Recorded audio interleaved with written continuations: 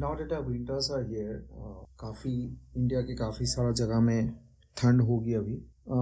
If you have observe before, पहले अगर ध्यान दिया होगा तो ठंड के टाइम में थोड़ा सा the mind goes in the lethargic state. You don't feel like doing lot of activity जिसमें पसीना निकले या हार्ट रेट ऊपर चले जाए.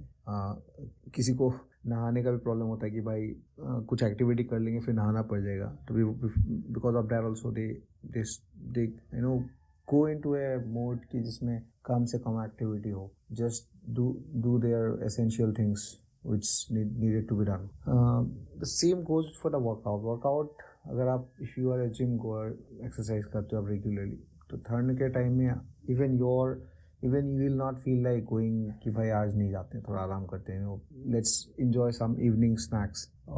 और आप देखोगे तो you'll feel like eating outside food, like pastas, momos, थोड़ा जंक की तरफ दिमाग डाइवर्ट हो जाती है ड्यूरिंग द विंटर्स. बेसिकली थोड़ा फास्ट फूड खाने में जो स्ट्रीट फूड्स होते हैं ना, उस पर थोड़ा सा हम लोग का टेम्पटेशन बढ़ जाता है. तो that is fine once in a while doing that. But लेकिन आप एक्टिविटी छोड़ दोगे तो आपका वो जो टेम्पटेशन है it will keep on growing.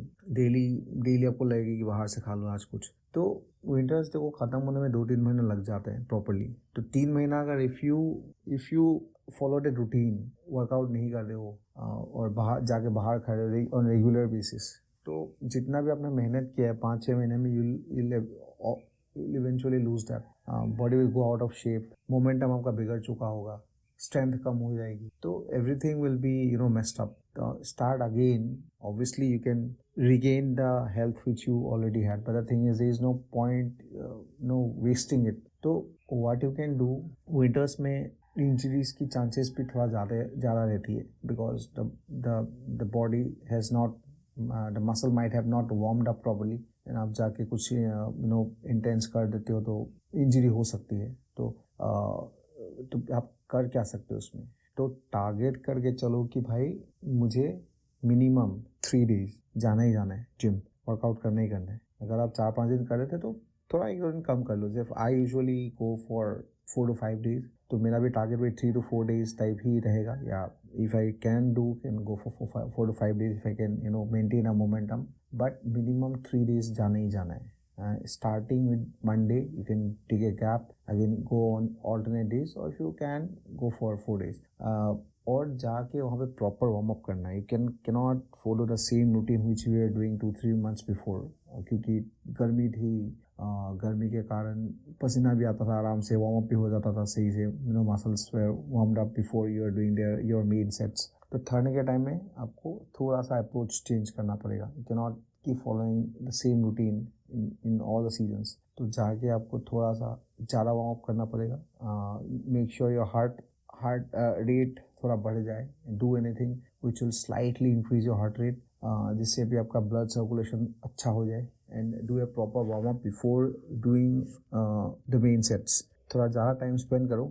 If you are spending 5 minutes, spend 10 minutes now for the warm up, जिससे आपको इंजरी ना हो.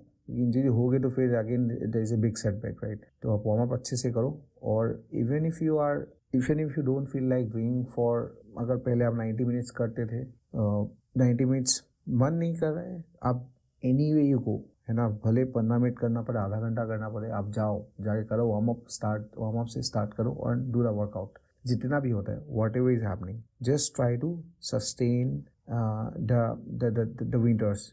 मतलब जाना ही जाना है. 3 से 4 दिन तो जाना ही जाना है. जाके जो भी होता है आप करो वहाँ पे जाके. You might have a plan, but अगर फॉलोएबल नहीं है, मन नहीं कर रहा है, जाके कुछ भी करो, जस्ट गो, राइट. तो उससे क्या होगा, आपका मोमेंटम बहुत अच्छा बना रहेगा. आपका खाने का स्केड्यूल भी बिगड़ेगा नहीं, हैबिट नहीं बिगड़ेगा. वाटर इनटेक, हाँ दूसरा चीज़ है कि वाटर इनटेक पे बहुत बड़ा इम्पैक्ट पड़ता है. व्हेन ड्यूरिंग द विंटर्स ठंड रहती है तो फिर पानी पीने का मन नहीं करता है. तो वर्कआउट आप करते रहोगे तभी आपका बाकी सारा चीज़ें रूटीन सेट रहेगा. आपका पानी पीने का हो गया, खाना खाने का हो गया. नहीं करोगे तो फिर again everything will be messed up.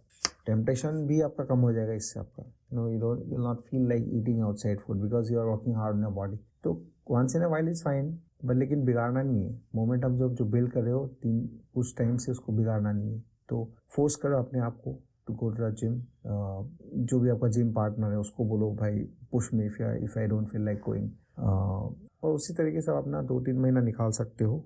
I think this will help, this help me during winters, and again the winter is coming, the same approach, I'll follow the same approach। आप भी वही चीज़ फॉलो करो which will obviously and definitely help you। and बताना अगर कोई और भी चीज़ों में आपको गाइडेंस चाहिए, I'll be happy to share। Thank you so much, I hope this makes value for you।